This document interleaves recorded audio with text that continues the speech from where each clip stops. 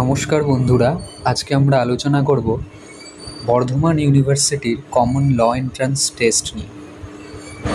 তো প্রত্যেক বছর কিন্তু প্রচুর ছাত্রছাত্রীরা অপেক্ষা করে থাকেন ল পড়ার জন্য, আর কম খরচে ল পড়ার জন্য one of the best university কিন্তু বর্ধমান ইউনিভার্সিটি। এই ইউনিভার্সিটিতে 5 ইয়ার্স অ্যান্ড 3 ইয়ার্স এলএলবি দুটি কোর্স করানো হয়। হায়ার সেকেন্ডারি পরীক্ষা পাশ করে 5 ইয়ার্স এলএলবি, আর আফটার গ্র্যাজুয়েশন কিন্তু তোমরা 3 ইয়ার্স এলএলবি পড়তে পারবে। তবে এই ইউনিভার্সিটিতে থেকে এলএলবি পড়তে চাইলে একটি এন্ট্রান্স টেস্ট দিতে হবে, যাকে আমরা বিউক্ল্যাট বলি। প্রতি বছর সেপ্টেম্বর বা অক্টোবর নাগাদ এই এন্ট্রান্স নেওয়া হয় এবং ডিসেম্বর থেকে কিন্তু নতুন সেশনের যে ক্লাস সেটা কিন্তু শুরু হয়ে যায়। তো আজ আমরা বর্ধমান ইউনিভার্সিটির আন্ডারে কয়টি কলেজ রয়েছে এবং তাদের ফিস স্ট্রাকচার কেমন সেসব নিয়েও আলোচনা করব। প্রথমেই বলে রাখি, এই ইউনিভার্সিটির আন্ডারে 5 ইয়ার্স এলএলবির জন্য দুটো কলেজ আছে, এক বেঙ্গল ল কলেজ আর 2 অ্যামেক্স ল কলেজ, আর দুটো কলেজে কিন্তু প্রাইভেট কলেজ। ফি স্ট্রাকচার যদি বলি তাহলে বেঙ্গল ল কলেজে 5 বছরের জন্য অ্যাপ্রক্স 2 লাখ টাকা দিতে হবে, আর অ্যামেক্স ল কলেজে 5 বছরের জন্য অ্যাপ্রক্স 1.5 লাখ টাকার মতো লাগবে। তবে এই ফিসগুলো কিন্তু কম বেশি হতে পারে এই বছর। আর এক্স্যাক্ট ফিস জানার জন্য কলেজগুলোর সাথে তোমরা কন্ট্যাক্ট করতে পারো। এবারে আসি 3 ইয়ার্স এলএলবি কোর্সে। এই ইউনিভার্সিটির আন্ডারে মোট 5টি কলেজে 3 ইয়ার্স এলএলবি কোর্সটি করানো হয়, যার মধ্যে 2টি গভর্নমেন্ট কলেজ আর 3টি প্রাইভেট কলেজ রয়েছে।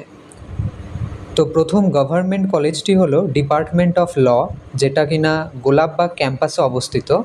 আর 2 নম্বর গভর্নমেন্ট কলেজটি হলো government centre of legal education বা হুগলি মহসিন কলেজ।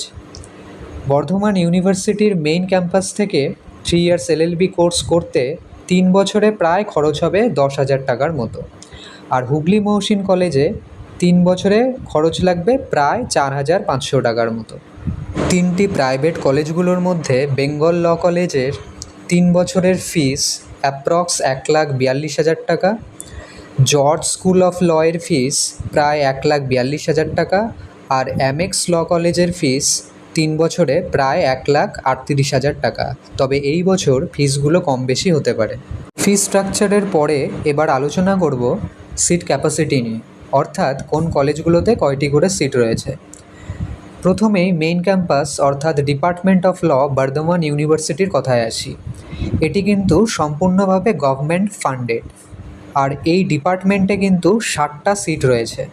আর এই 60টা সিটের মধ্যে এসসি এসটি ইডাব্লিউএস আর ডিসেবল পার্সনসদের জন্য কিন্তু কিছু সিট সংরক্ষিত রয়েছে।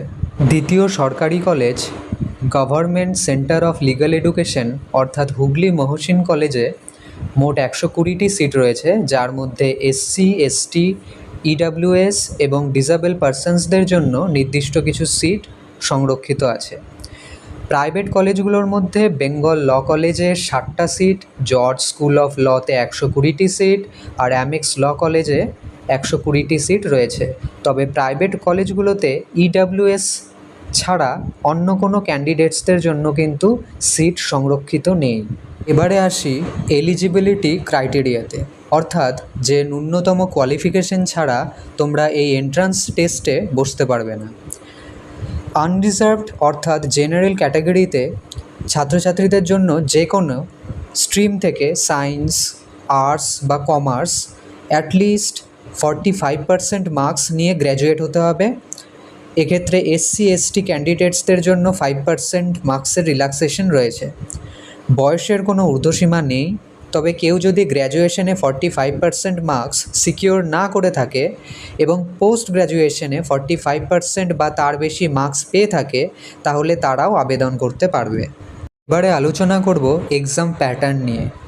এন্ট্রান্স এক্সাম দেওয়ার জন্য সবার আগে তোমাকে ফর্ম ফিল আপ করতে হবে এবং অ্যাডমিট কার্ড আর যে কোনো একটি আইডি প্রুফ নিয়ে বর্ধমান ইউনিভার্সিটির যে গোলাপবাগ ক্যাম্পাস রয়েছে সেখানে গিয়ে পৌঁছতে হবে। পরীক্ষা কিন্তু সিবিটি বা অনলাইন মোডে হয় না, সম্পূর্ণ রিটেন টেস্ট, যেখানে 20 নম্বরের জিকে অ্যান্ড কারেন্ট অ্যাফেয়ার্স আর 80 নম্বরের ইংরেজি থাকে।